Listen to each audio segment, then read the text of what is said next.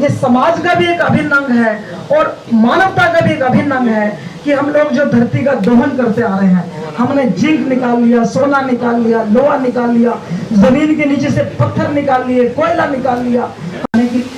और वो हमसे 15 मिनट की दूरी पर, तो 10 मिनट तो हो चुके, कि टाइम और निकल जाए तो उनके सानिध्य में उनके ऊपर इस प्रोग्राम को शुरू करें। लेकिन इस धूप को देखते हुए और आप जिस गर्म जमीन पे बैठे हैं, तो उस पीड़ा का एहसास करते हुए मुझे लगता है कि चलो हम एक तरह से मन में पश्चाताप भी रखते हुए उनकी अनुपस्थिति में इस प्रोग्राम को शुरू कर रहे हैं। आज के हमारे बीच जो खास मेहमान पधारे हैं, श्री जो भी आपसे रूबरू हो रहे थे, और इस पूरे प्रोग्राम की जो परिकल्पना है उसके पीछे न तो मैं हूँ न कोई और है, वो केवल एक सपना है श्री सुनील शोरान जी का, जो एसडीओ हैं पोल्यूशन डिपार्टमेंट में। बहुत दिनों से कई मुलाकातों में वो चाह रहे थे कि मैडम कम से कम भी मैं 11,000 प्लांट्स यहाँ पे लगाना चाहता हूँ। तो ये आज 1000 प्लांट्स की एक शुरुआत है,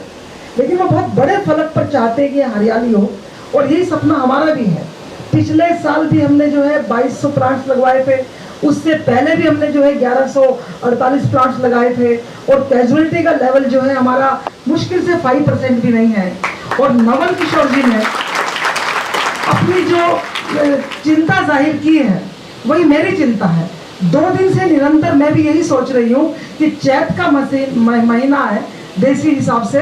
फागुन अभी हमारा खत्म हुआ है, तो ये चैत के महीने के अंदर पौधे लगाए नहीं जाते, नव अंकुरण होता है इन दिनों में। तो जो है कुछ भी आप धरती के नीचे बोएंगे वो अंकुरित हो जाएगा। तो खैर, ये पौधे हमारे बच्चे हैं, हमारे प्राण हैं, हमारा जान है,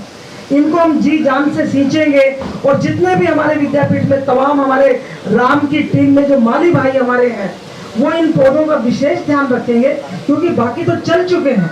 जमीन में जड़ें उनकी पकड़ चुकी हैं, और अब ये नए पौधे जो लगा रहे हैं, इनके संरक्षण का, इनके बचाव का हमें संकल्प लेना होगा, और ये संकल्प किसी धर्म से कम नहीं है। और मैं बहुत ही आज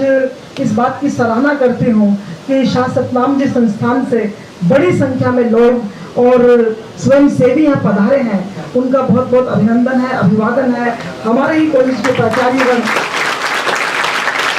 यहाँ पर इस मुहिम से जुड़े हैं, और हम ये बताना चाहते हैं कि हम कोई दिखावे से नहीं जुड़ रहे हैं, ये दिखावा है। अगर विद्यापीठ में कोई भी गलती से भी कोई एक पेड़ काटता है, तो मुझे लगता है कि मेरा अंग काट दिया गया है। पीछे तो बल्कि एक पेड़ था, वो माली काटने के लिए मेरी लड़ाई होगी आपने सामने की कि 12 साल पुराना पेड़ तुम काट रहे हो, इसकी छटाई करो, इसको शेप दे दो, पेड़ों को काटो मत। बोला जी कुछ नहीं देता।